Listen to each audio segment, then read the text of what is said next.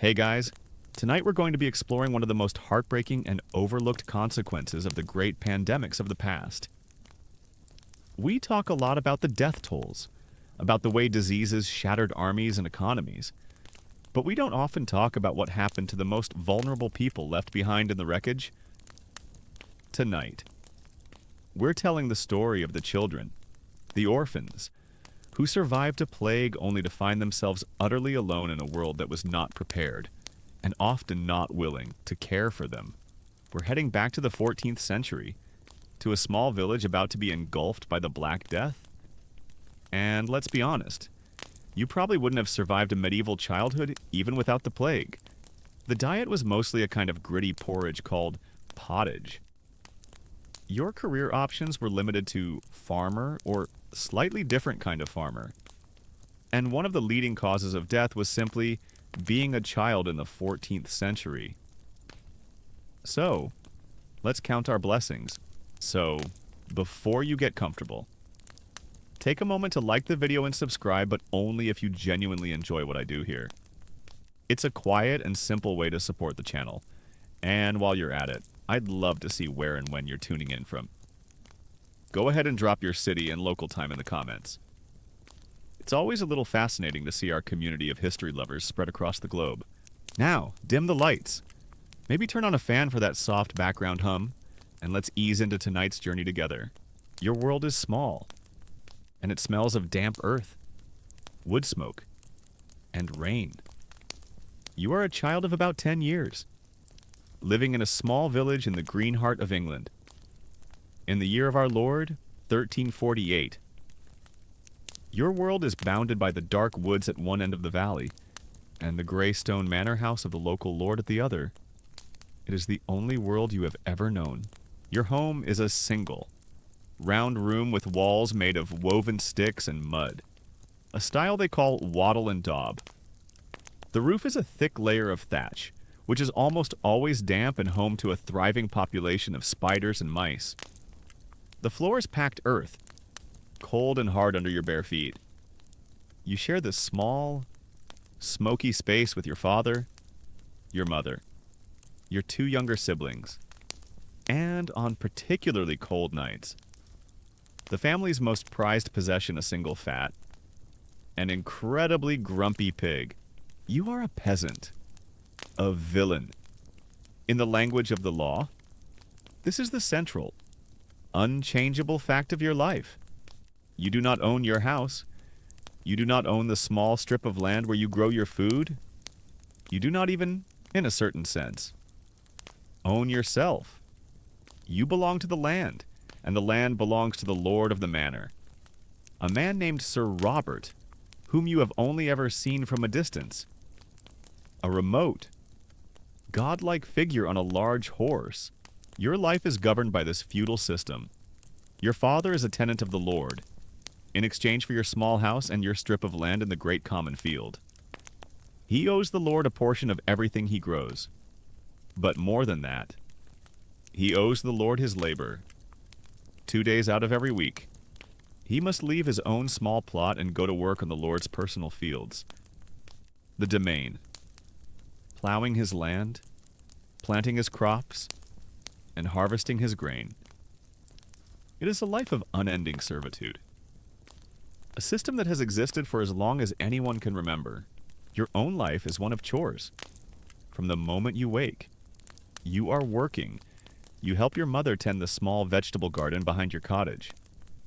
The pottage patch, where you grow the cabbages, onions, and peas that form the basis of your daily stew. You are sent to the common lands at the edge of the village to gather firewood, a rite that is strictly controlled by the Lord's reeve. You can only take the fallen branches. The dead wood. To cut a living branch is a crime that could get your father fined or whipped. Or you tend to the animals. You throw scraps to the pig, who you know is being fattened up not for your own family's winter feast, but to be given to the Lord as part of your yearly rent. The pig eats better than you do. You're fairly certain it knows this, and that it is lording its superior status over you. Your main job in the summer is to sit in the fields of wheat and barley, scaring away the crows, a battle of wits you are constantly losing to the birds. It is a life of immense hardship, of constant, grinding toil. And yet, it is not an entirely miserable one. For all its poverty, your world is stable, it is predictable, and it has moments of grace. Future historians will debate the true quality of life for a medieval peasant. Was it a story of unrelenting, brutish misery, as it is often portrayed? Or was it, in its own way, a life with a deep sense of community, of belonging, a life with more leisure time than a modern factory worker? Thanks to the hundreds of holy days and saints' days that dotted the church calendar, you do not have this grand perspective. You only know your own life. And your life is made secure by one central and unshakable pillar, your family. Shakeable pillar. Your family is your entire world. The one-room cottage, which is cold and smoky and crowded, is also a place of warmth and of safety. The evenings are the best time. The day's work is done. The family is gathered around the small peat fire in the center of the room. Your mother is spinning wool into thread on her simple drop spindle. Your father is mending a tool, his large, calloused hands surprisingly nimble. The evening meal is the same as it almost always is. It is pottage, a thick grayish stew of boiled grains and whatever vegetables are in season. Served with a piece of dark, heavy bread. You eat it from a wooden bowl with a wooden spoon. It is bland, but it is hot. And it fills your belly. After the meal, your father might tell a story. A folk tale of a clever fox, or a story of the great King Arthur from long ago. Your mother might sing a song, her voice quiet and sweet in the flickering firelight. In these moments, you feel a sense of security that is absolute. Your world is small, it is poor, it is hard, but you are not alone in it. You are protected by the love of your parents, by the familiar, annoying presence of your siblings. You belong to this family, to this village, to this small patch of land. Your future seems as solid and as predictable as the turning of the seasons. You will grow up. You will marry a girl from the next village. You will inherit the tenancy of your father's strip of land. You will have children of your own. You will work. You will grow old. And you will be buried in the churchyard next to your ancestors. This is the great, unchanging wheel of your life. The year of 1348 is a good one. The spring was wet. The summer was warm. The harvest in the autumn is the best anyone can remember. Your family's small granary is full. The pig is fat. You have enough food to see you comfortably through the winter. There is a sense of optimism, of relief, in the village.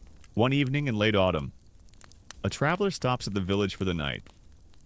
He is a merchant, on his way to London, and he brings news from the port cities on the coast.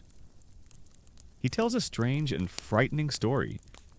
He speaks of a great pestilence that has arrived from the continent, a sickness that kills with terrifying speed, that leaves dark swellings on the body.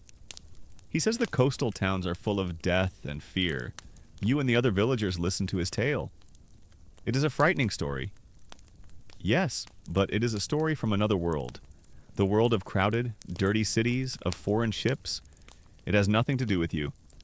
Here in the clean, quiet countryside, you are safe, you are isolated.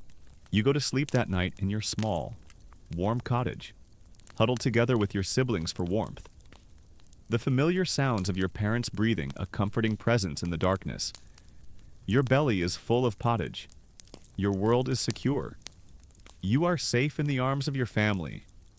You are a child in a world that feels as if it will never change.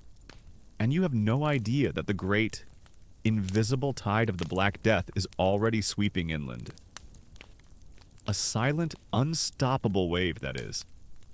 At this very moment, making its way towards your own small, sleeping, and utterly doomed village. The merchant's story of a distant pestilence is a chilling tale for a winter's night. But it is a story that belongs to the world of sailors in faraway ports. It has no place here. In your small, landlocked village, a place where the rhythms of life are governed by the seasons and the church bell, not by the coming and going of foreign ships, The winter passes, cold and hard, but otherwise unremarkable. It is in the spring of 1349, a time of new life, that the great pestilence comes to you. It does not arrive with a great army or a clap of thunder.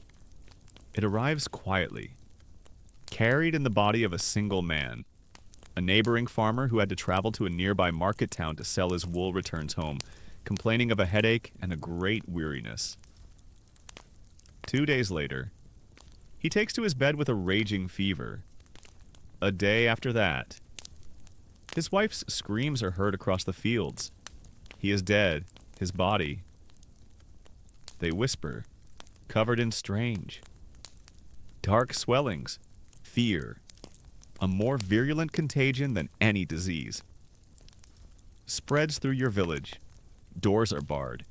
Neighbors who have known each other their entire lives now look at each other with suspicion. You are forbidden by your mother from playing with the other village children. Your world, once the entire village and its surrounding fields, now shrinks to the four walls of your small, smoky cottage.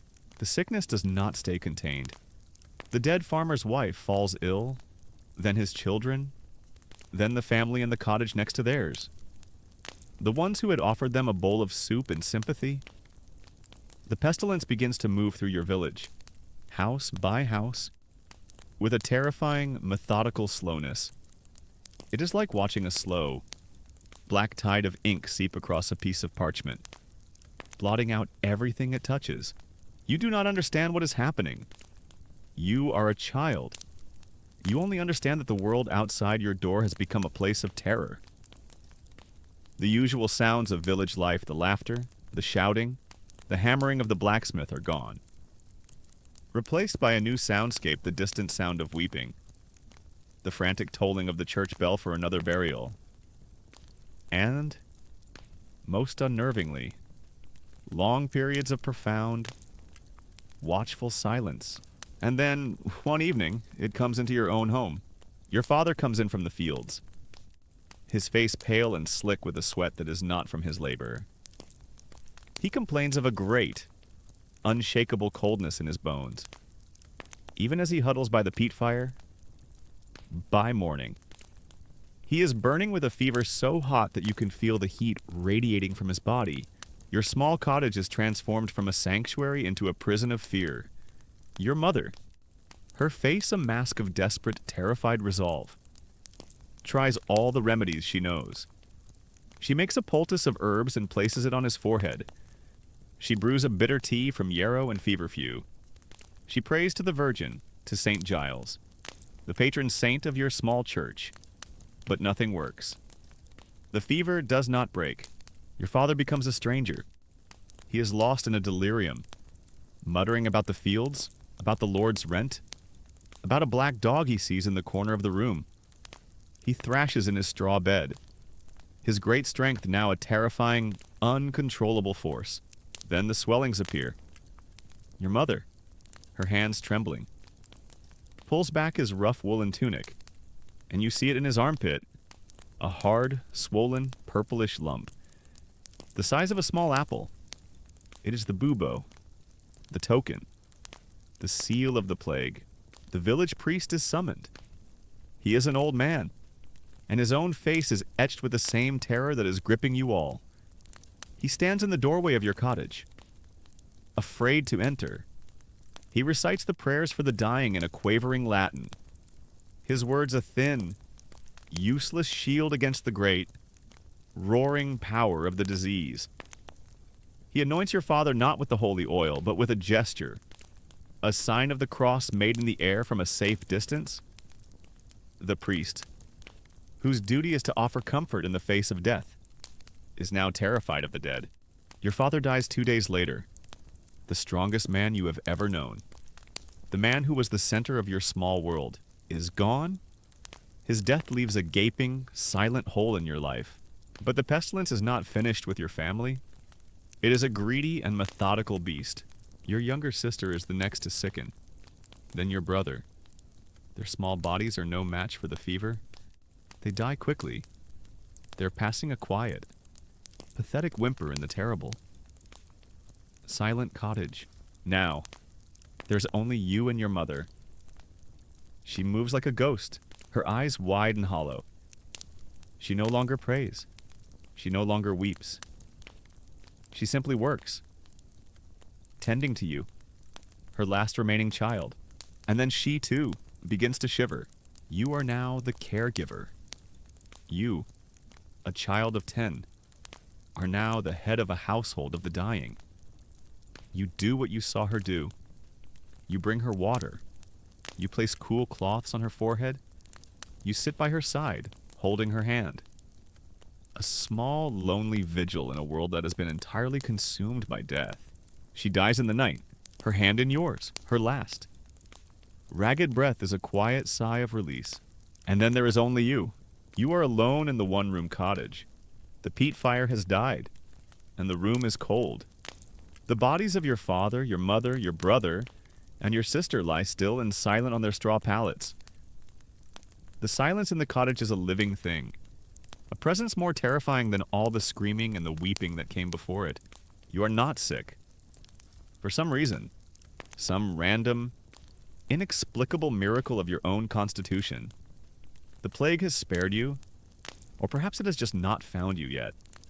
But your survival feels less like a blessing and more like a curse. You are the last one left to witness the end of your own world. You sit there for a full day in the cold, dark, silent room with the bodies of your entire family. You are paralyzed by a grief and a fear so profound that it has no name. But eventually, another, more primal instinct takes over. Hunger. There is no food left in the cottage, and the need to eat is, for a time, a more powerful force than the need to grieve. You push open the heavy wooden door of your home, and you step outside. The village is as silent as your own cottage. The doors of the other houses are all shut.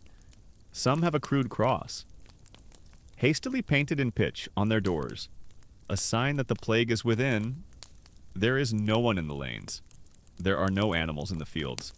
The only living things you see are the crows, who have grown bold and now sit on the roofs of the cottages, watching you with their intelligent, black eyes.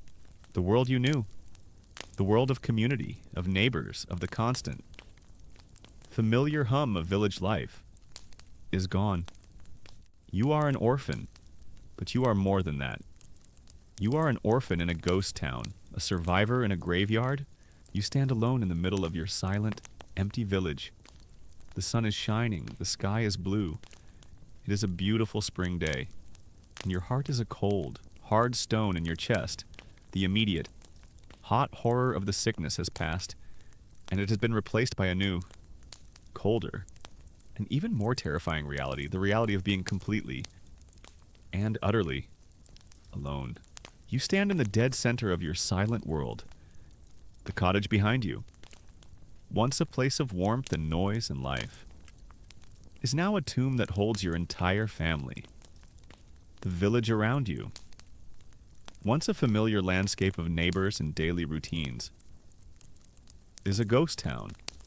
The only sounds are the whisper of the wind through the empty doorways and the smug, confident cawing of the crows, who seem to understand that they are the new masters of this place. You are 10 years old. You are an orphan, and you are utterly, completely alone.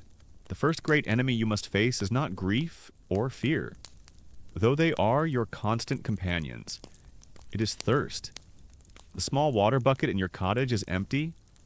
The village well, with its heavy wooden windlass and its deep, dark shaft, is a machine built for the arms of a man.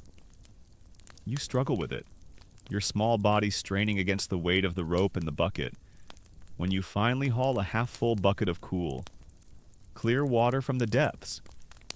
You drink until your stomach aches. It is your first small, desperate victory in the new war of survival. The second enemy is hunger. It is a more patient and more terrible foe. The small stores in your cottage are gone. You know that to stay in this house. With the silent, still forms of your family, is a kind of madness, and so, you begin your new life as a scavenger. You become a ghost, flitting between the empty houses of your dead neighbors. Every doorway is a threshold of terror. You push open a door and call out, your small voice echoing in the silence. Hello. There is never an answer. You force yourself to step inside, your heart pounding. The houses are all scenes of a similar, abrupt tragedy. A pot of hardened pottage still sits over a cold hearth. A child's spinning top lies abandoned on the dirt floor. And on the pallets, the still silent forms of the people you once knew. You learn to avert your eyes. You learn to move quickly. You are not looking for ghosts. You are looking for food in one cottage. You find a small cloth bag with a handful of dried peas. In another, a piece of hard, moldy cheese, which you scrape the mold from and devour. You find a half-empty sack of coarse barley flour in the home of the village's wealthiest farmer. It feels like finding a chest of gold. You are no longer a neighbor. You are a thief, a grave robber. Stealing the last pathetic remnants of food from the dead, you learn to live off the land. You remember the things your father taught you. You dig in the woods for the edible roots of plants. You find a patch of wild garlic. You spend hours by the stream, trying to catch the small, quick fish with your bare hands. A frustrating and usually fruitless endeavor. You become thin, your ribs showing, your belly a tight, aching knot of constant. Low-level hunger? You used to complain about your mother's turnip pottage.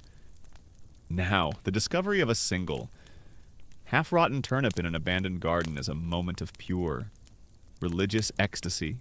The world of the village, the human world, is gone.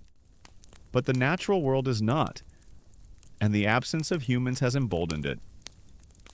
You see a fox, brazen in the daylight, trotting through the village square.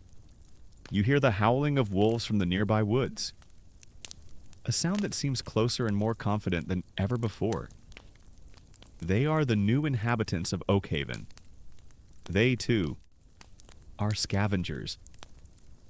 And you know that you are also, on some level, their prey. The nights are the worst. You do not sleep in your own cottage anymore. You cannot bear the silent presence of your family.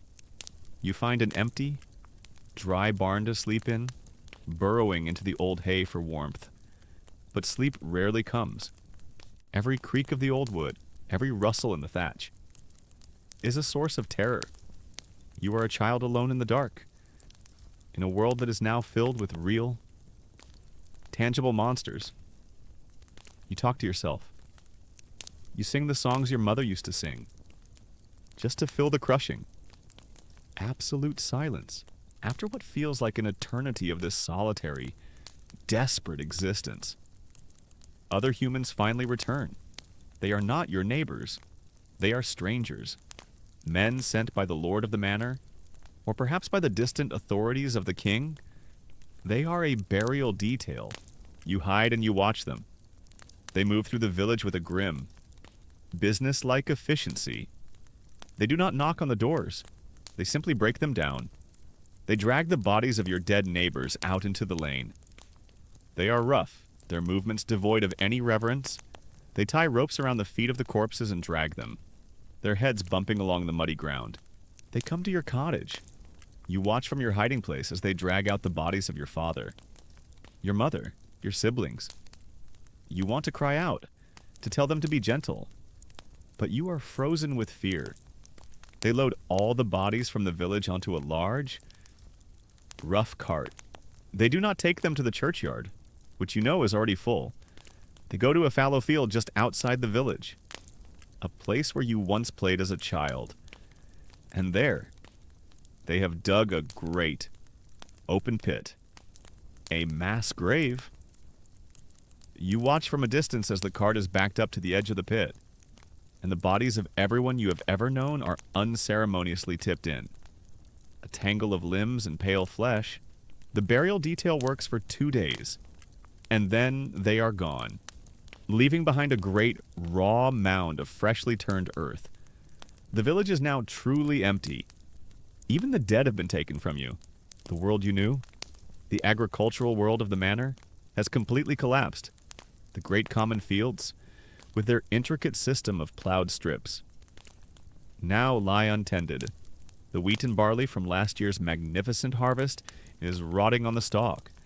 The livestock, the cows, the sheep, the pigs like your own are mostly gone, having either been killed by predators or having wandered off. Gone feral. The entire, carefully managed landscape of your youth is returning to wilderness. You are utterly alone now, a small, savage boy living in the ruins of a civilization. And then, one day, as you are by the stream trying to catch a fish, you see him. A figure, walking on the road that leads to the village. It is a man? Your first instinct is to run, to hide. The only men you have seen in months were the terrifying burial crew. But the man calls out to you.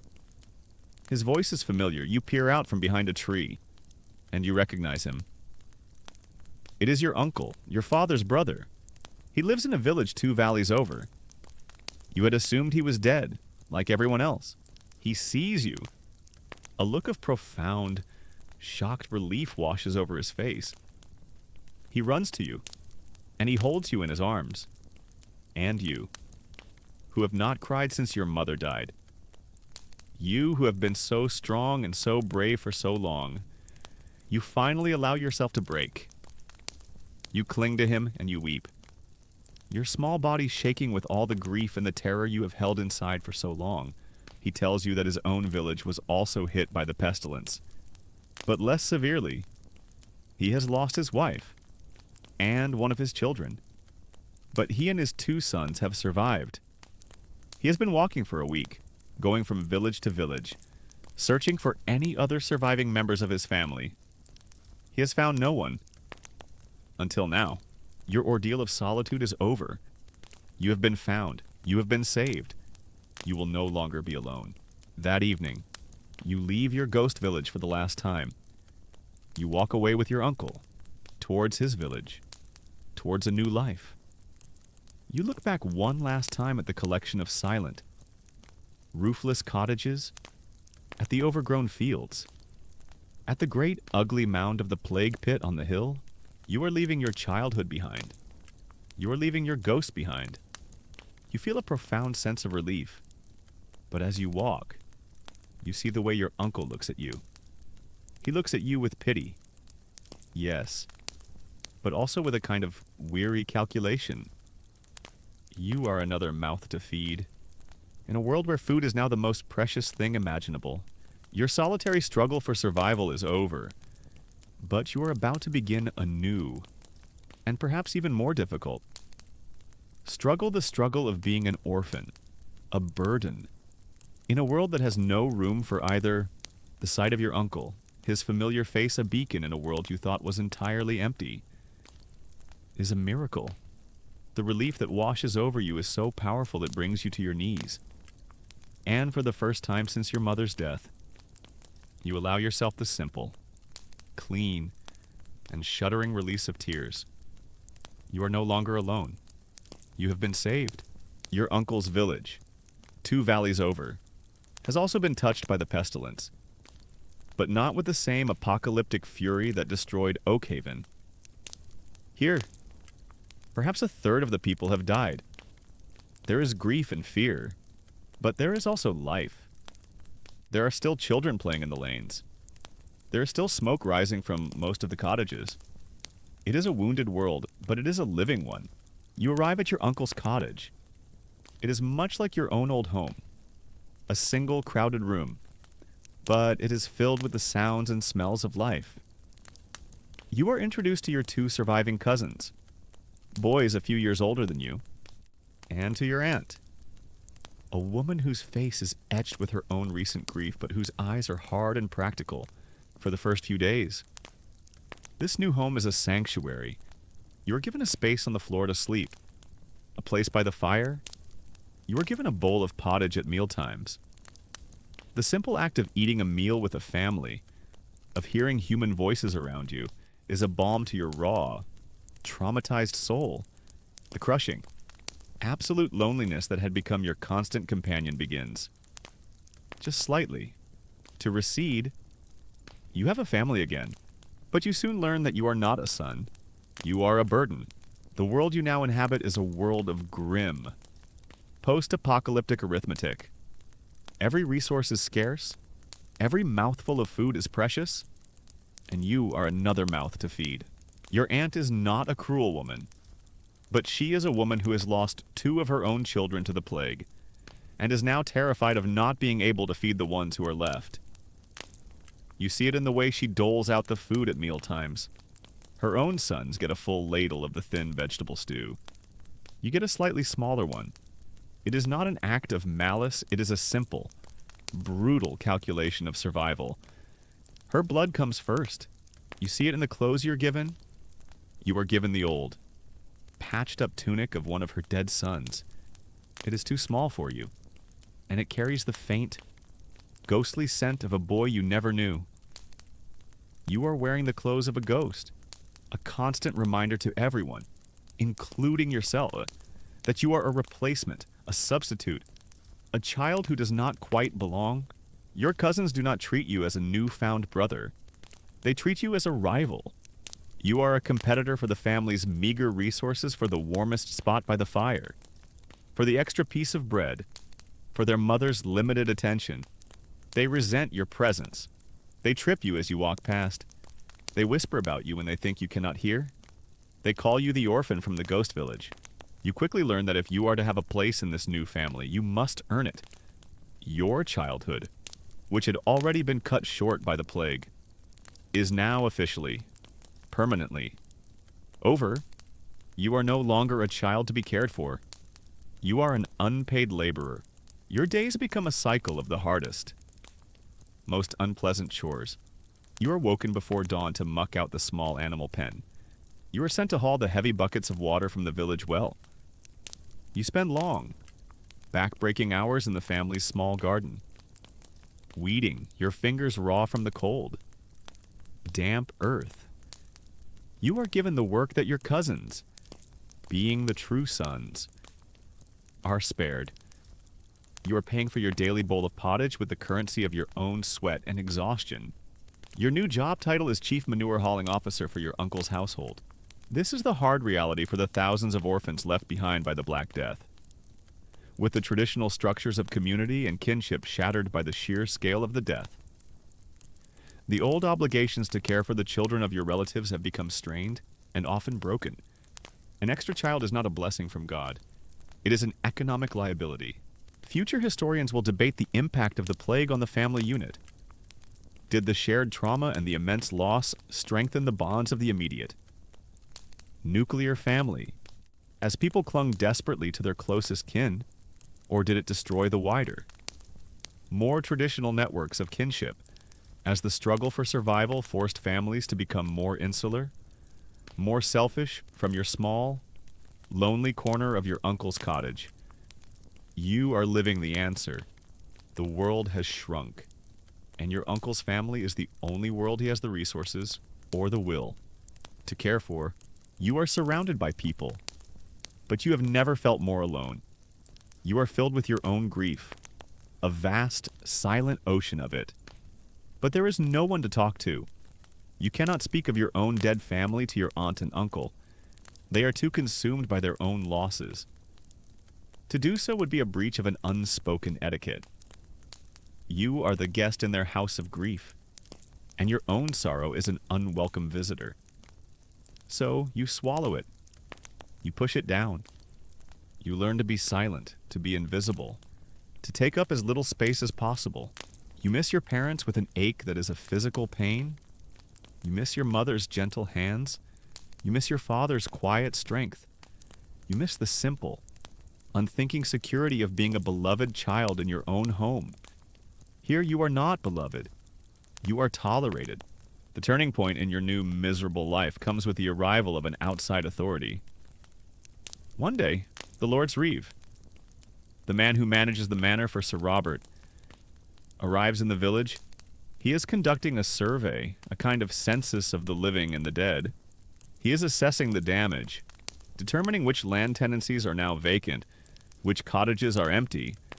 He is redrawing the map of his lord's depleted, but potentially more profitable. Estate. He comes to your uncle's cottage. He records the names of your uncle and your cousins, and then he sees you, the extra boy, the one who does not quite fit. Your uncle explains who you are. The son of the farmer from Oak Haven, the boy whose entire family was taken by the pestilence. The reeve looks at you, and his eyes are not filled with pity. They are filled with a cold, calculating interest. You are not just an orphan to him. You are a legal entity. Your father was a tenant of the Lord, and that tenancy, that right to farm that small strip of land, is, by the custom of the manor, hereditary.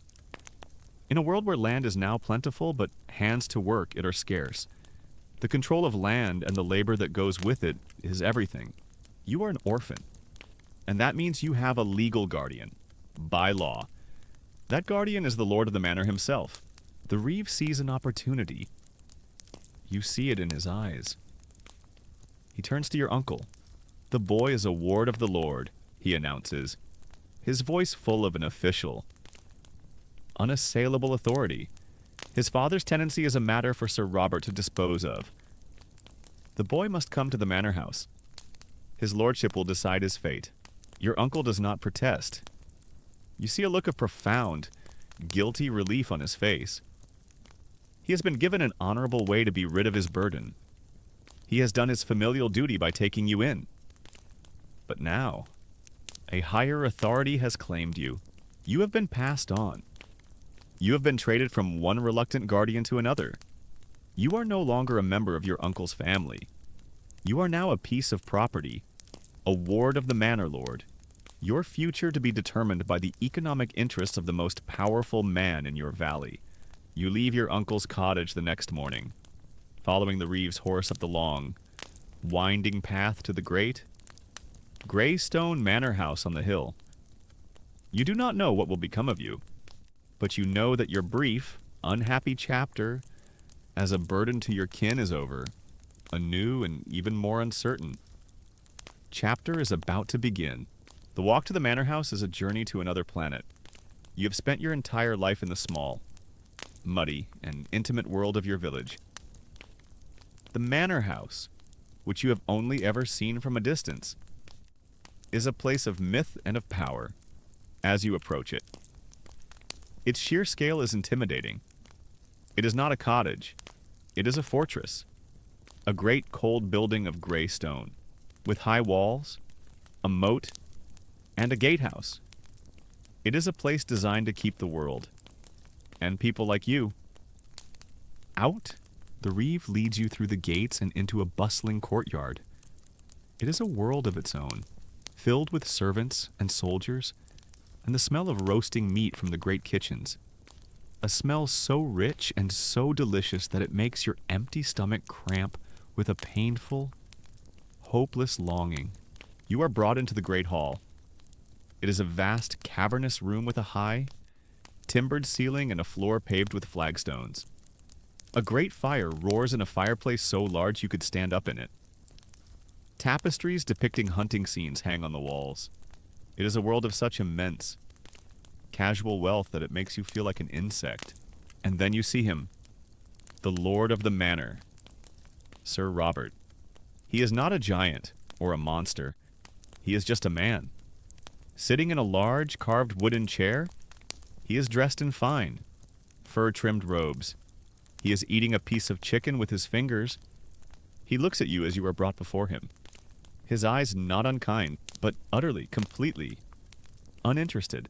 He does not speak to you. He speaks to his reeve. Their conversation is not about you. The boy, it is about your land. The reeve has a scroll, a record of the manor's tenants. He points to an entry. Your father's name. The tenancy of the 7-acre strip in the western field is vacant. The reeve says, the villain and his wife are dead. This is the only surviving issue, a male. Aged 10, Sir Robert gnaws on his chicken leg. And the Harriet, he asks? The Harriet is the death tax. The lord's right to claim the best beast from a dead tenant's farm. 1 pig, my lord, says the reeve. It was taken to pay the rent before the tenant's death. The holding is clear. Sir Robert nods. And the boy? He is now your ward, my lord. The reeve says, as is the tenancy he would inherit. This is the cold, hard reality of the feudal law. You are an orphan, and as a minor whose parents were tenants of the manor. You and your inheritance, the right to farm that small strip of land, now fall under the complete legal control of the Lord. He is your guardian. It is his legal duty to protect you, and it is his legal right to control your property and your labor. Until you come of age, it is a system designed not for charity, but for the preservation of property and power. Sir Robert looks at you for the first time, a flicker of calculation in his eyes. He is not seeing a grieving, traumatized child. He is seeing a small, inconvenient, and potentially useful asset. He is old enough to work. The Lord says finally, send him to the kitchens. He can be a scullion or a spit boy. Find a use for him, and that is it. Your fate is decided. You are not adopted into the Lord's family. You are not brought into the manor house to be raised as a page or a squire. You are now a servant, a piece of your Lord's property. Just like the land your father once farmed, your new life begins in the kitchens. It is a hot, noisy, and chaotic hell. You are at the very bottom of the household hierarchy. Your job is to scrub the great, greasy pots, to haul the heavy buckets of water, to turn the spit in front of the roaring fire for hours on end, your face blistering from the heat. It is a life of grueling, endless labor, very similar to the one you had at your uncle's cottage. But here, there is not even the pretense of family. You are a servant, and you are treated as such. You sleep on a straw pallet on the floor of a storeroom. With the other kitchen boys, you eat the scraps that are left over from the Lord's table. The food that is not good enough for the hunting dogs, and you are constantly aware of the great, yawning chasm between your life and the life of the Lord's own family. You see his children, dressed in fine silks and velvets, playing in the gardens. They are your age, but they inhabit a different universe. They are a world away from the boy who once chased crows from a barley field. You learn that your old family plot of land, the land that should have been your inheritance, is now being farmed by the Lord's own men. Its harvest now goes directly into the Lord's granaries. Your inheritance is being used to make your new master richer. While you are a virtual slave in his kitchen, the Lord is your legal guardian. This means he has a sacred duty to protect you, and also to take all of your property and make a profit from it. It's a very convenient definition of guardianship. But in this world of drudgery and humiliation, you find a small, unexpected, and life-changing opportunity. The manor house, unlike your village, has a person whose entire life is based on the written word. It is the household chaplain, a man named Father Michael. He is a quiet, scholarly man who also serves as the Lord's clerk and record keeper. He is responsible for keeping the manor accounts, for writing the Lord's letters. You see him sometimes in the great hall, bent over his books and scrolls, and you are drawn to him. You are a child with an intelligent and curious mind, a mind that has been starved of any kind of stimulation. One day, you summon up all your courage, you approach him while he is working, you ask him what the strange marks on the parchment mean. Father Michael looks up, surprised to be addressed by a filthy kitchen boy, but he sees something in your eyes, a spark of intelligence, of curiosity. He is a lonely man himself, a scholar in a house of warriors and servants, and he decides to take an interest in you. He begins to teach you. In the late evenings, after your work in the kitchen is done, you go to his small, candle-lit room, and he begins to teach you your letters. He teaches you to read, first in English, and then as you show a quick aptitude. In the Latin of the Church and the law, he teaches you to write, to form the characters with a quill and ink. This is your salvation. It is your escape. The world of letters is a refuge from the misery of your daily life. You are a brilliant student. Your mind, which has been fallow for so long, is a fertile ground, and the seeds of knowledge take root and grow with an astonishing speed. As you learn to read and write, you become useful to the chaplain. You begin to help him with his own work. You help him copy the manor accounts. You help him draft letters. You have found a new craft, a new purpose. You are no longer just a spit boy. You are the chaplain's apprentice. The years pass. You grow from a boy into a young man. You are now tall and strong, but your true strength is in your mind. You are one of the very few people of your peasant-born class who can read and write with fluency. One day, the lord of the manor, Sir Robert, summons you once more. You stand before him in the great hall. He looks at you, and he sees not the small, filthy orphan he took in years ago, but a tall, intelligent young man with a skill that is rare and valuable. He has decided your fate once more. You have learned the clerk's art. He says to you, "It is a fine skill, but there is no great future for you here. As a servant in my house, your father's tenancy is gone, absorbed into my own estate. He tells you that he has made an arrangement for your future. It is an act of great charity," he explains, "a way to provide for your soul. He has spoken to the abbot of the great Benedictine monastery in the next county. He has paid the monastery a handsome fee, a donation, to accept you as a novice. You will go to the monastery. You will dedicate your life to God, and you will use your skills with the written word in the service of the church. You understand what this means? He is getting rid of you.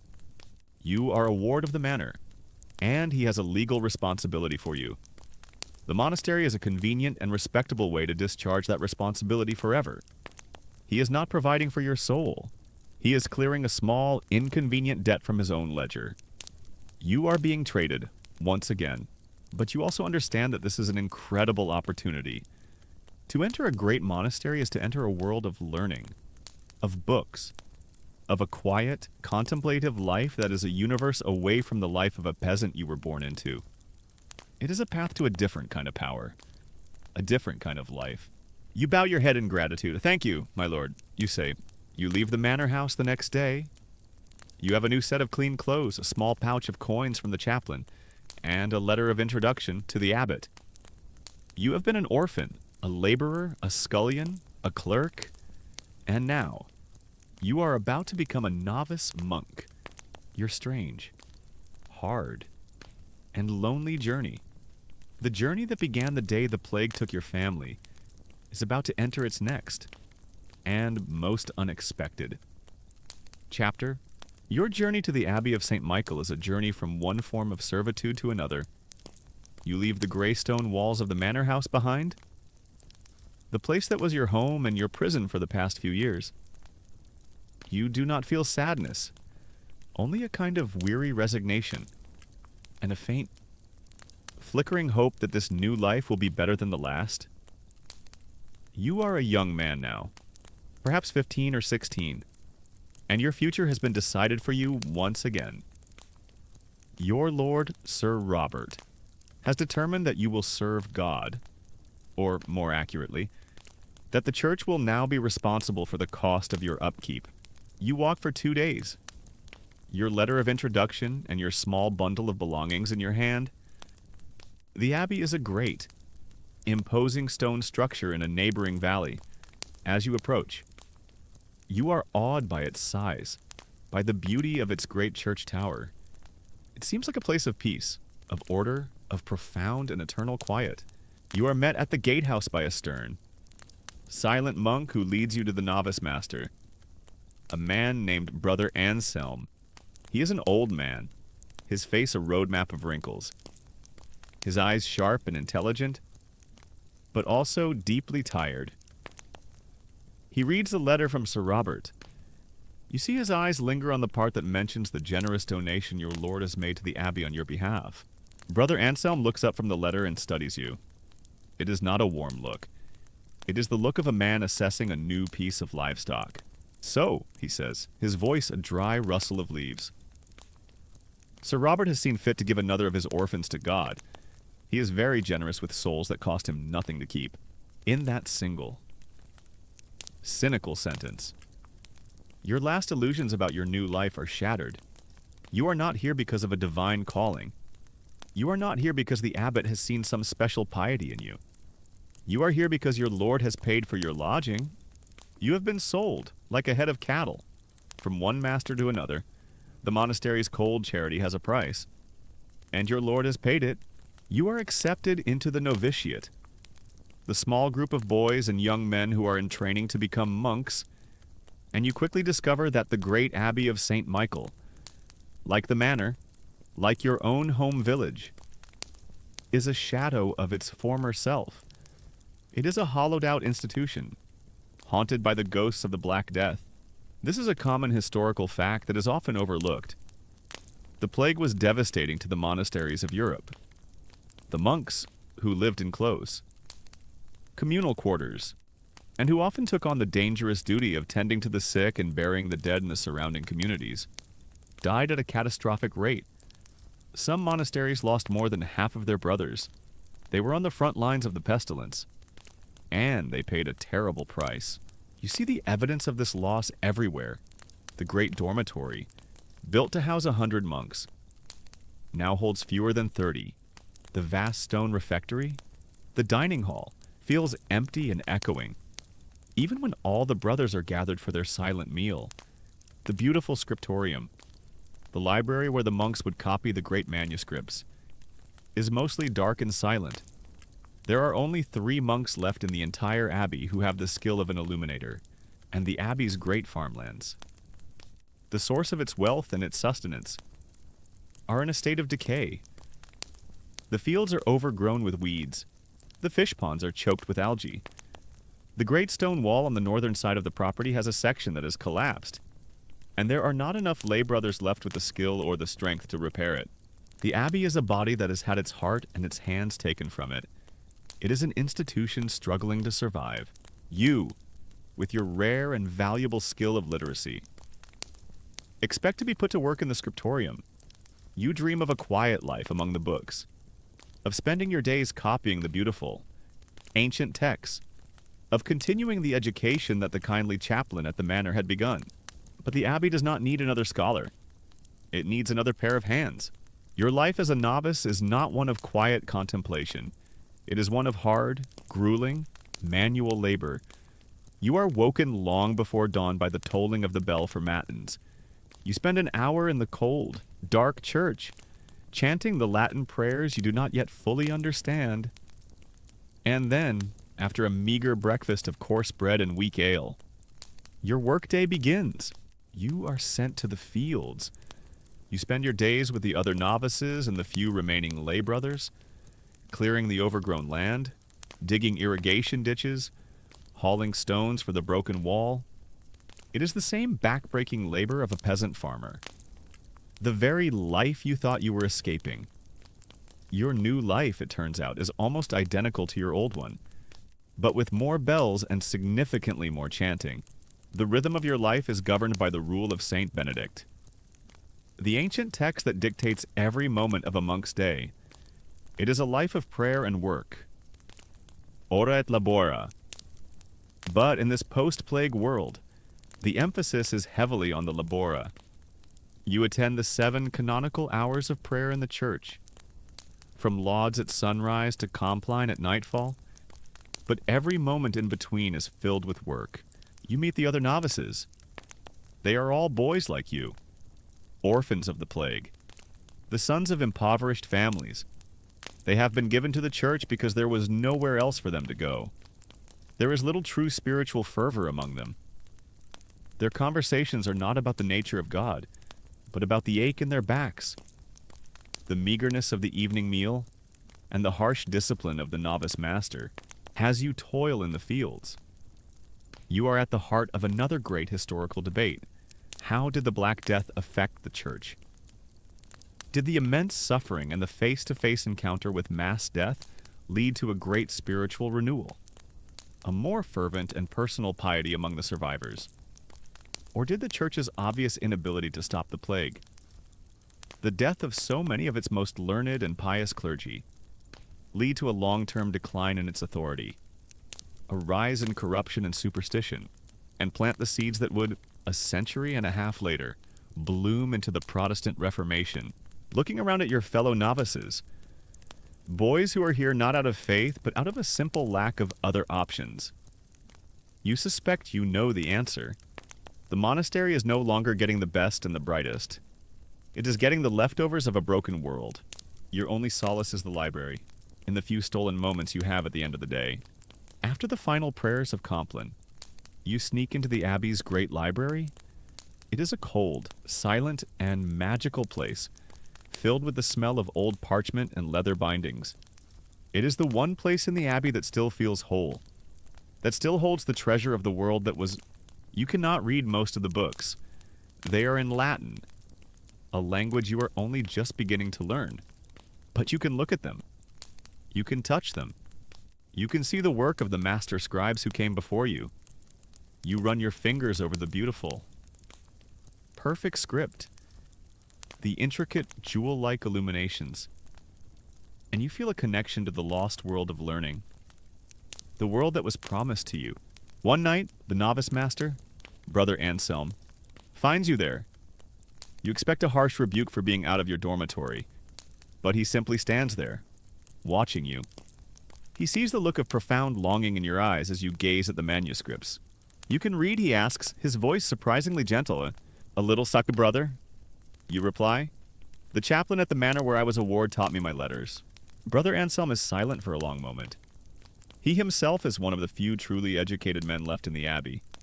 He knows the value of the knowledge that is gathering dust on these shelves. The work in the fields is important, he says finally. It feeds the body. But the work in here, this feeds the soul. And the soul of this abbey is starving, just as surely as its belly. He makes a decision. He tells you that your duties will be changed. You will still work in the fields in the morning, but in the afternoons, you will work here. In the scriptorium. You will not be a simple laborer. You will be a scribe. You will help to copy the abbey's precious books. To preserve the knowledge that has been so nearly lost, you are given a desk in the cold. Quiet scriptorium. You are given a fresh quill, a pot of ink, and a sheet of fine. Smooth vellum. Your first task is to make a new copy of the Psalms. You dip your quill in the ink. You look at the beautiful, formal script of the original manuscript, and you begin to write. The feel of the quill in your hand is a familiar, comforting thing. The letters flow from your fingers. It is a different kind of labor from hauling stones, but it is a labor nonetheless. A labor of the mind, of the hand, of the spirit. You have been an orphan, a beggar, a scullion, a farmer. You have been a ward, a burden, a piece of property, but now sitting in this quiet, dusty room, carefully forming the sacred letters on a page, for the first time in your long, hard, and lonely life. You begin to feel like you might, finally, be home. Your new life at the Abbey of St. Michael is a life of bells and of silence. The ringing of the great church bell marks every hour of your day, a relentless iron tongue that calls you from your straw pallet long before dawn, summons you to your meager meals, signals the beginning and the end of your labor, and sends you back to your cold bed at nightfall. And in between the ringing of the bells, there is a profound and disciplined quiet. You are a novice, a trainee in the art of being a monk, and silence is one of your primary lessons. You learn to communicate with your fellow novices through a simple sign language during the long hours when speaking is forbidden. You learn to eat your meals of thin soup and coarse bread in the grate. Echoing refectory, the only sound the scraping of spoons and the droning voice of a senior monk reading from the lives of the saints. You learn to work for hours in the fields. Your only companions the whisper of the wind and the thoughts in your own head, but you do not find peace in the silence. For you, the silence is not empty. It is filled with the ghosts of your past. In the quiet of the chapel during the long pre-dawn prayers of matins, you do not see the face of God in the darkness. You see the face of your mother, her eyes wide with fever. In the silence of the fields, you do not hear the voice of angels. You hear the cries of your siblings. The monastery is meant to be a refuge from the sorrows of the world, but you have brought your sorrows with you. They are a permanent part of your soul. Your life is one of harsh discipline and hard labor. You have traded the casual cruelty of your uncle's household for the organized, impersonal, and soul-crushing routine of the novitiate. You work in the abbey's fields, your hands, which had just begun to soften from your time as a clerk's assistant, are once again calloused and raw. You work harder than you ever have before, your young body aching with a weariness that sleep never quite manages to cure. The meals are meager. The monastery, like the rest of the world, is suffering from the economic aftermath of the plague. The thin vegetable soup and the hard, dark bread are often barely enough to sustain you through a day of heavy labor.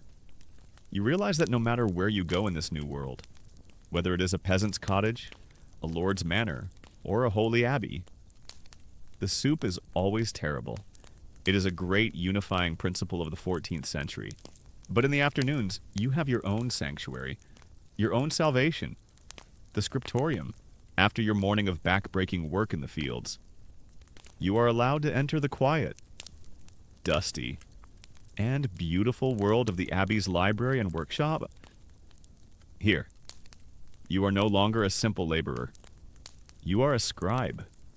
Brother Anselm, the old novice master, who has taken a special interest in you, becomes your new teacher. He is a patient and exacting master. He teaches you the true art of the copyist, a skill far beyond the simple lettering you learned from the chaplain.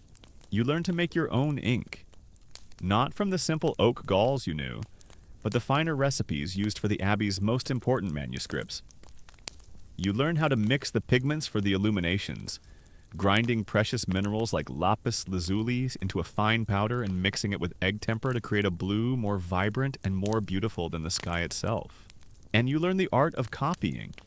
You are given a beautiful, but damaged, copy of the Gospels. Your task is to create a new, perfect copy. It is a work of immense, painstaking concentration. You sit at your slanted desk for hours, the only sound the soft, satisfying scratch of your quill on the smooth, creamy surface of the vellum. You are not just writing words. You are creating an object of beauty and of divine power. You are participating in the great historical work of the monasteries, the preservation of knowledge in a dark and chaotic world. The scriptorium is the one place where you can silence the ghosts, when you are focused on the perfect curve of a letter S, on the precise spacing of the words on the line. Your own sad history recedes. There is only the page, the ink, and the quiet. Meditative work of your hand. You are not alone in the novitiate.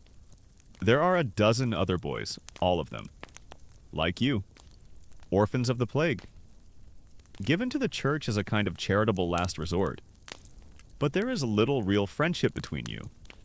You are all islands of private trauma. Your shared experience of loss, a thing that isolates you rather than unites you. You are taught that silence is a form of prayer. After listening to your fellow novices attempt to chant the psalms in tune, their voices cracking and wavering, you agree that silence is definitely the more holy option. As you copy the ancient words of the scriptures, you reflect on your own quiet, persistent melancholy. You have survived, but you do not feel joy in your survival. You feel only a deep and abiding sadness. You are witnessing the truth of what future historians will call the psychological trauma of the Black Death. The experience has left a permanent shadow on your soul, and on the soul of your entire generation. The art and the literature of the decades to come will be filled with a new obsession with death, with decay, with the figure of the Grim Reaper, a testament to the collective trauma that you and your fellow survivors all carry in your silent hearts. Years pass in this quiet, disciplined, and lonely routine. You grow from a boy into a young man. Your skill as a scribe becomes legendary within the abbey. You are no longer just a novice. You are a master craftsman, one of the few left who understands the art of creating a beautiful book. The day comes when you must make your final choice. Your novitiate is over. You must decide whether to take your final vows, to become a monk for the rest of your life, to be forever bound to this community, to these walls. It is not a decision you make with a heart full of spiritual ecstasy. It is a quiet, practical, and deeply pragmatic decision. You think of the world outside the abbey walls. It is a world that has no place for you. Your family is gone. Your village is a ruin. The trade of a peasant farmer is no longer your birthright. You have no inheritance, no land, no prospects. The monastery, as cold and as sad and as broken as it is, offers you a life. It offers you a roof over your head. It offers you a daily bowl of soup, however thin, and, most importantly, it offers you the scriptorium. It offers you your work, your art, the one thing that gives your life a sense of order and of purpose. You stand before the abbot in the great chapter house. The entire community of monks is assembled. You are dressed in the black habit of a Benedictine monk. You kneel before the abbot, and you make your solemn vows. You vow a life of poverty, of chastity, and of obedience. You vow that you will remain in this abbey until the day you die. The monks begin to chant the Te Deum, the ancient hymn of praise. Their voices, thin and few but full of a solemn beauty, echo in the high, vaulted space. You are no longer the orphaned peasant boy from the ghost village of Oakhaven. You have a new name. You are Brother Aidan. You have a new family, this small, scarred community of survivors. You have a new home. This quiet, crumbling abbey, you have traded the chaotic freedom of a world you have lost for the structured, predictable security of a cloistered one. Your miserable fate as an orphan, a wanderer, a burden, has finally come to an end. But your new, quiet, and lonely life as a survivor, a man who will forever be haunted by the ghosts of his past, has just begun. 20 years? You spend 20 years within the gray stone walls of the Abbey of St. Michael. 2 decades of a quiet, ordered, and unchanging life, governed by the ringing of the bell and the patient. Meticulous work of the scriptorium. The world outside the abbey becomes a distant rumor, a memory. You are no longer the terrified orphan who arrived at the gates. You are Brother Aidan, a respected monk, a master scribe, a man who has found a fragile peace in the quiet rhythms of the cloister. Your life is one of creation. You have spent years copying and illuminating the great books of your library. You have created dozens of manuscripts. Your hands now as skilled as any of the dead masters you once admired. You have taught a new generation of novices the art of the quill. Ensuring that the knowledge of your craft will not be lost, you have, in your own small way, helped to rebuild a tiny, broken piece of the world. But the Abbey, for all its self-sufficiency, cannot exist entirely apart from the world. It needs things.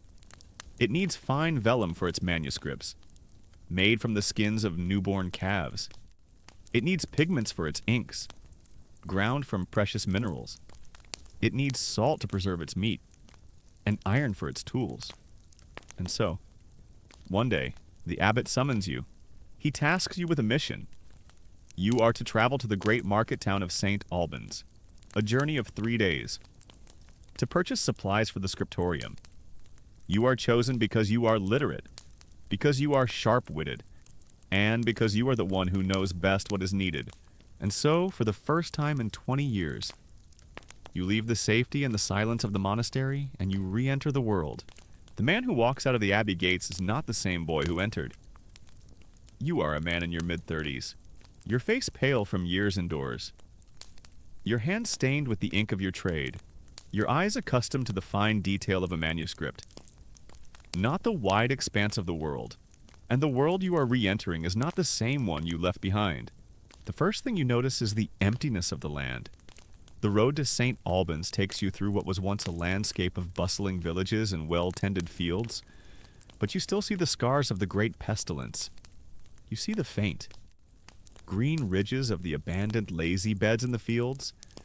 You see the roofless, crumbling stone walls of forgotten cottages, now almost completely consumed by ivy, The world is emptier, quieter, but the people you do meet are different. They are shockingly different.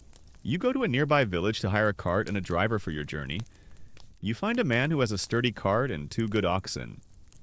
In the world before the plague, a man like this would have been a serf, bound to his lord, his labor a thing to be commanded. You, as a representative of a great and powerful abbey, would have been able to procure his services for a small, customary fee, but the man you meet now is a different creature. He is a free man. He owns his own cart, his own oxen, and he knows their value. He asks you for a price that makes your jaw drop, a full silver shilling for a single day's journey. It is an astronomical sum. The price is the price. Brother, he says to you, not with arrogance, but with a simple, unshakable confidence, my time is valuable, and there are few enough of us left with a good cart and a strong back. If you do not wish to pay, then you are welcome to carry your own goods to St. Albans. You are forced to pay, and as you travel, you see the evidence of this new world everywhere. You see landowners, knights and minor lords, working in their own fields, alongside their hired laborers, because there are not enough tenants to work the land for them. You see the fields themselves have changed. The old, inefficient system of small, scattered strips has been replaced by larger, enclosed fields, used not for growing grain, but for the more profitable and less labor-intensive business of grazing sheep. This is the New England, a world remade by death, the Black Death, by killing nearly half the population, has created a catastrophic labor shortage, and this shortage has completely upended the old feudal order. The surviving peasants, their labor now a scarce and precious commodity, have found themselves in a position of unprecedented power. They can demand higher wages, and they can get them. They can refuse to work for a cruel lord and simply leave, knowing that another lord down the road will be desperate for their help. Serfdom, the great institution that has bound the peasants to the land for centuries, is dying. This is the great economic debate that future historians will study. Was the Black Death the primary engine for the end of feudalism in England? Did this one, great, catastrophic event so fundamentally shift the balance of power between land and labor that the old system simply became untenable? Or was it a more complex, more gradual process that the plague only accelerated you, who remember the bowed heads and the deferential silence of the peasants of your youth? See the answer clearly. The world has been turned upside down. You arrive at the market town of St. Albans, and the changes are even more apparent. The town is bustling, but it is a different kind of bustling. You see men who are clearly of the laboring class dressed in fine, brightly colored woolen tunics, the kind that were once reserved for the merchant class. You see a woman, a baker's wife, wearing a pair of expensive leather shoes. You hear them complaining about the new laws. The laws the king and his parliament have passed to try and stop this new social mobility. They speak of the Statute of Laborers, a law that has tried to fix all wages at their old, pre-plague levels. And they speak of the new sumptuary laws, the laws that dictate what different classes are allowed to wear, an attempt to keep the newly prosperous peasants from looking like their betters. They speak of these laws with a new and open contempt. They are laws that are being universally ignored. You spend the evening at an inn. It is a noisy, crowded, and vibrant place. But the conversations you overhear are not the conversations you remember. The men are not speaking with the old deference to the church and to their lords. They are speaking of rights, of contracts, of the price of wool and the value of their own labor. And you hear a man, a preacher of some sort, but not a priest, standing on a table and speaking to the crowd. He is a follower of the radical priest John Wycliffe, whose new ideas are challenging the authority of the church itself. And the preacher is quoting a new and dangerous rhyme that is spreading through the land. When Adam delved and Eve span, he cries, his voice ringing with a fierce, questioning anger. Who was then the gentleman, The question hangs in the smoky air of the tavern. It is a question that strikes at the very heart of your ordered world. It is a question that suggests that the divinely ordained social order, the great chain of being with the king at the top and the peasant at the bottom, is not a divine order at all, but a man-made one. And if it was made by men, it can be unmade by men. You sit in your corner, a quiet monk in your simple brown habit, and you realize that the Black Death did not just kill millions of people, it killed an idea. It killed the idea that the old order was eternal and unchangeable, by showing that death comes for the Lord as easily as it comes for the serf. It has planted a seed of radical, new and dangerous equality in the minds of the survivors. You finish your business in St. Albans. You purchase your vellum and your pigments, and you make your journey back to the quiet, orderly, and unchanging world of your monastery. But as you walk, you feel a deep sense of unease. The monastery no longer feels like a sanctuary from the world. It feels like a museum, a relic of a world that no longer exists. The peasants you met at the inn are more alive, more engaged with the new realities of the world than the old abbot in his quiet study. You re-enter the great stone gates of the abbey, and the silence you once found so comforting now feels stagnant, sterile. You have seen the new world that has been forged in the crucible of the plague. It is a world of social unrest, of new, dangerous ideas, of a new kind of freedom that is both exhilarating and terrifying. You return to your scriptorium, to your quiet work of copying the ancient texts. But you know that the world you are copying, the world described in those books, is a world that is gone forever. The ghost of the plague has been a great, terrible, and creative force. It has destroyed your old world, but it has also, you now understand, given birth to a new one. And you have a feeling that this new world is going to be a much more interesting and a much more dangerous place to live. Your life in the Abbey of St. Michael becomes a long, quiet river of days. The seasons turn. The years pass. You, the orphaned peasant boy, grow into a man, and then into middle age. Within the sheltering, predictable walls of the cloister, your world is the scriptorium. Your companions are the saints and the philosophers whose words you copy onto the smooth, creamy surface of the vellum. Your hands, which were once calloused from the plow, are now calloused in a different way, from the constant, disciplined grip of the quill. You are Brother Aidan, the master scribe, a man known throughout the order for the beauty and precision of your work. You have found a kind of peace here. It is not happiness, not in the way the world outside understands it. It is a quiet, scholarly contentment, a life of order and purpose, built upon the ruins of a forgotten sorrow. The ghosts of your past, of your lost family and your vanished village, are still with you, but they are quiet now, locked away in the deepest, most silent archives of your memory. But the past is never truly gone. You are now a man of 50 years, the abbot of your monastery, a kind and wise man who has known you since you were a boy. Summons you to his study. He is old, and he can see the quiet, lingering sadness that still sometimes clouds your eyes. Brother Aidan, he says, his voice gentle. It has been 40 years since the great pestilence. You have not set foot outside these walls since the lord of the manor brought you to us as a boy. He pauses.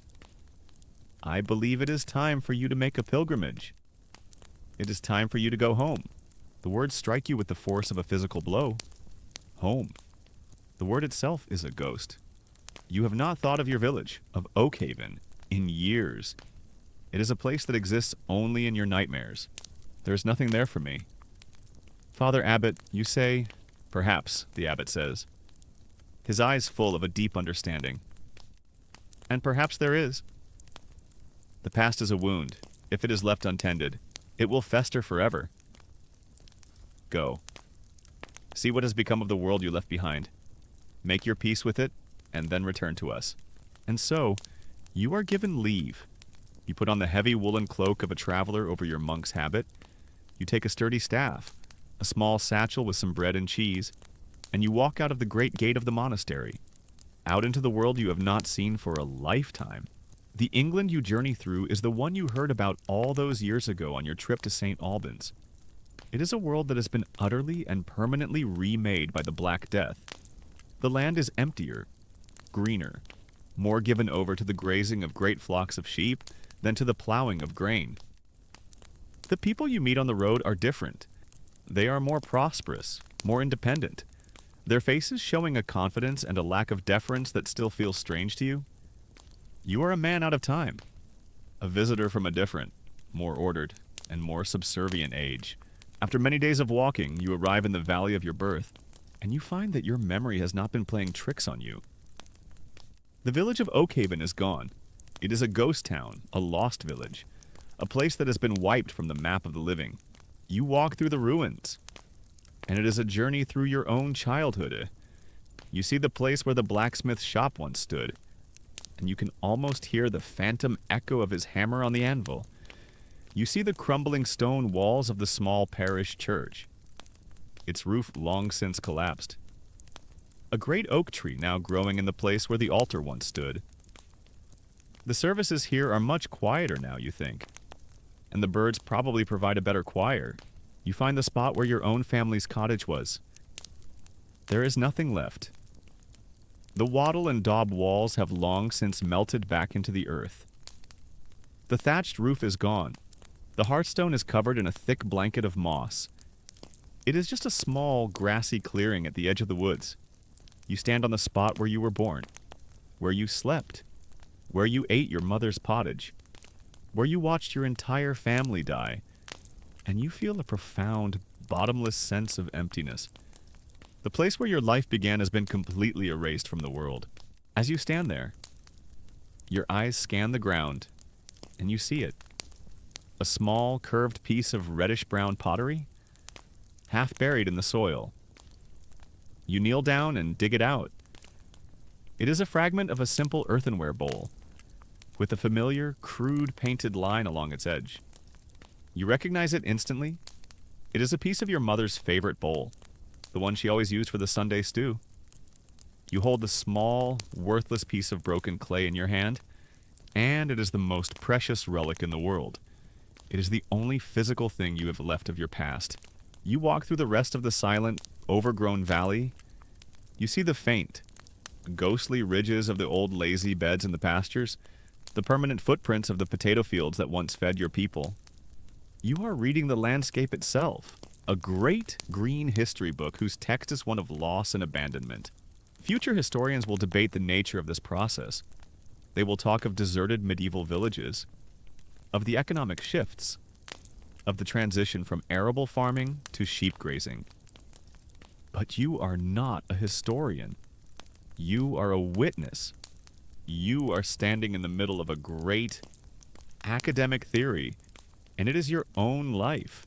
You make your way to the hill that overlooks the valley, the hill where the burial detail dug the great pit. You expect to find a scar on the land, a great, ugly mound. But after 40 years, nature has healed its wound. The hill is now just a gentle, green slope, covered in soft grass and wildflowers. A single, great oak tree stands at its crest, a silent, living monument. There is no sign of the horror that lies beneath. Only you know that you are standing on the grave of your entire world. You stand there, on that quiet, beautiful, and terrible hill, as the sun begins to set, and you perform your own private funeral. You say the Latin prayers for the dead, the Requiem Aeternam. Your quiet voice a strange and lonely sound in the vast silence. You are not praying for the souls of your family anymore. You have prayed for them every day for 40 years in the Abbey Chapel. Tonight, you are praying for the boy you once were, the boy who died in this valley. As you finish your prayers, you hear a sound, the bleating of sheep. A shepherd, a young man, is driving his flock down the valley in the fading light. He sees you, the strange monk standing on the unlucky hill, and he approaches you cautiously. He asks if you are a pilgrim. You tell him that you are... He tells you that this valley is good pasture, but that no one lives here. It is a lonely place. He says, a place of ghosts. He asks what you are looking for. You look at the young shepherd, at his healthy, untroubled face. He is a child of the New World, a world of high wages and empty land. How could you possibly explain it to him? How could you tell him that you are standing on the grave of your own mother? I am just remembering. You say, he nods, though he does not understand.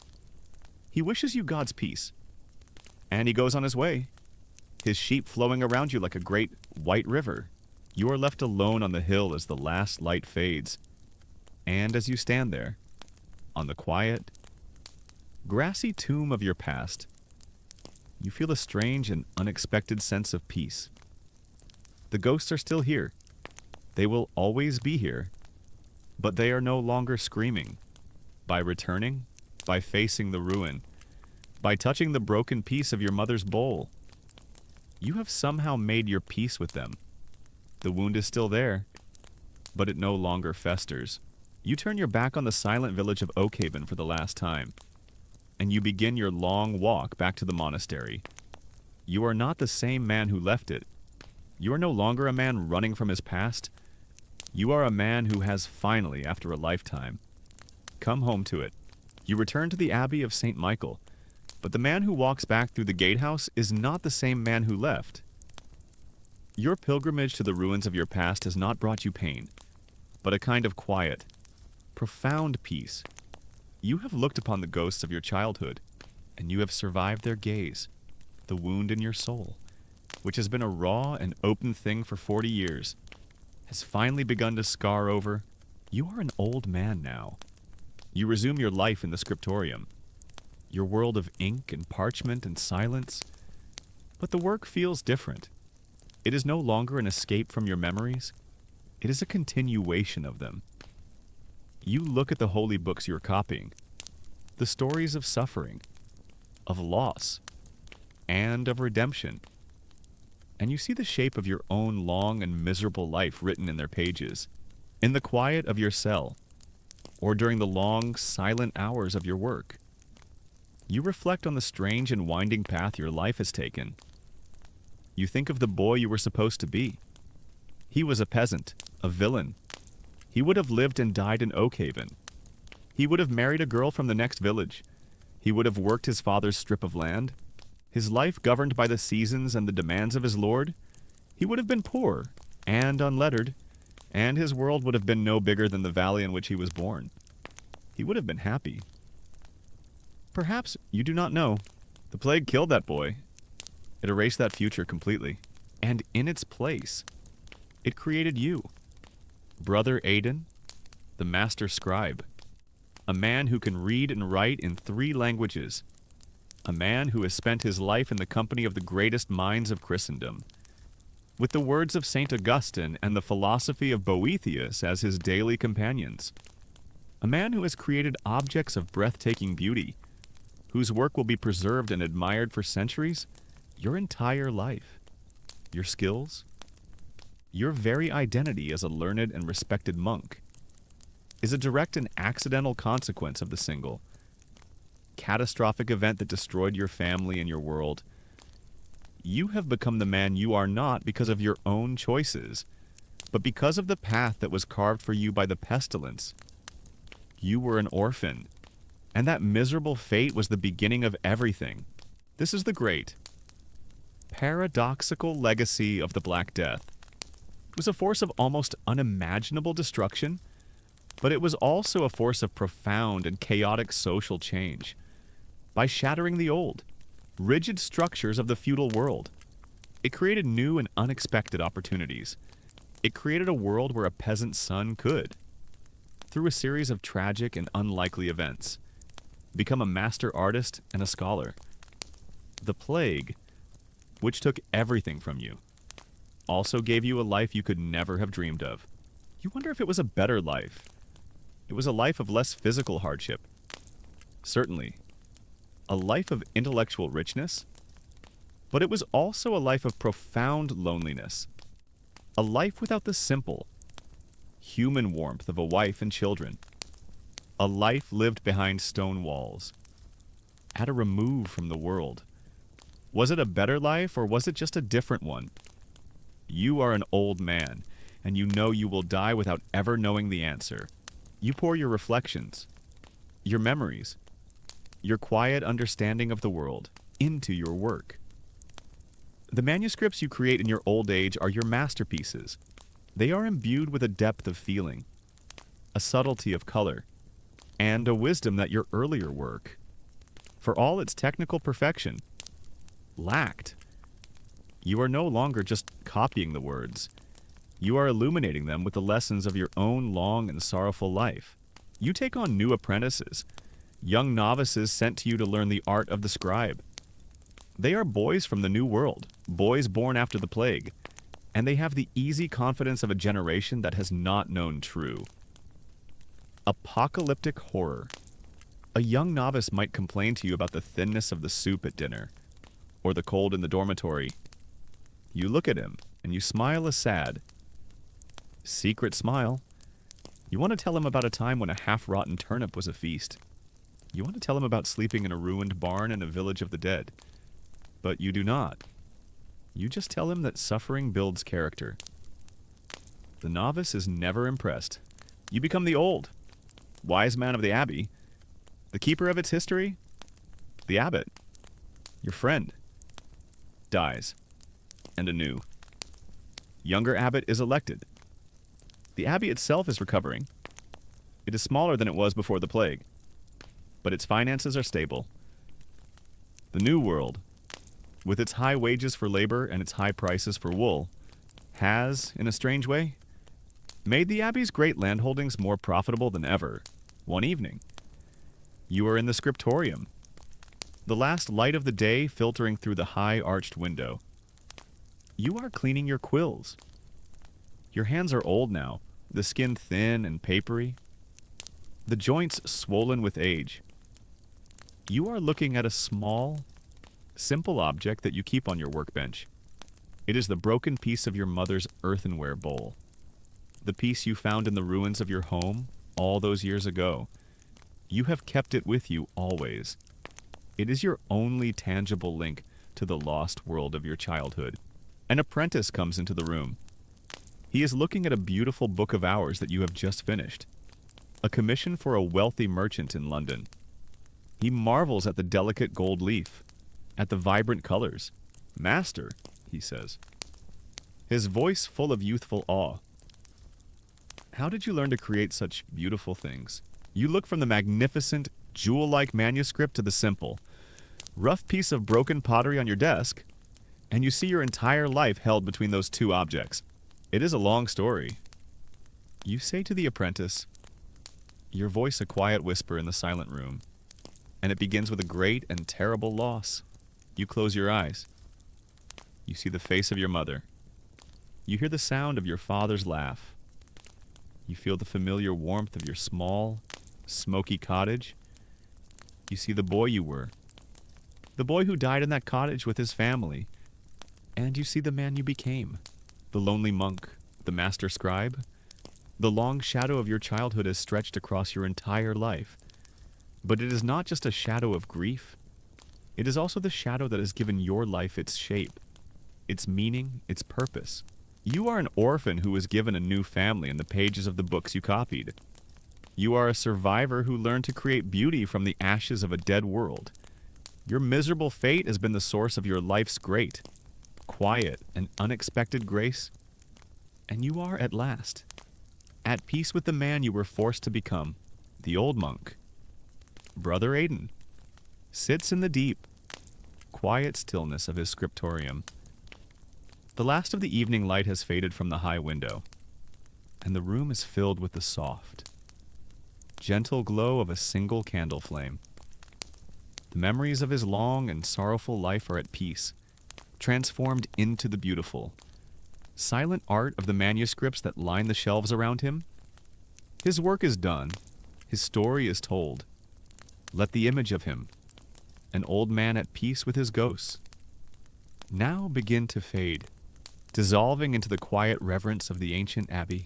Your own journey is now at its end. Leave the medieval world behind, with its plagues and its prayers, its hardships and its unexpected grace. Return now to the familiar, comforting quiet of your own room. The air here is calm and still. The world outside is at peace. You are safe. You are home. Ooh, feel the gentle weight of your own body, a comforting and solid presence.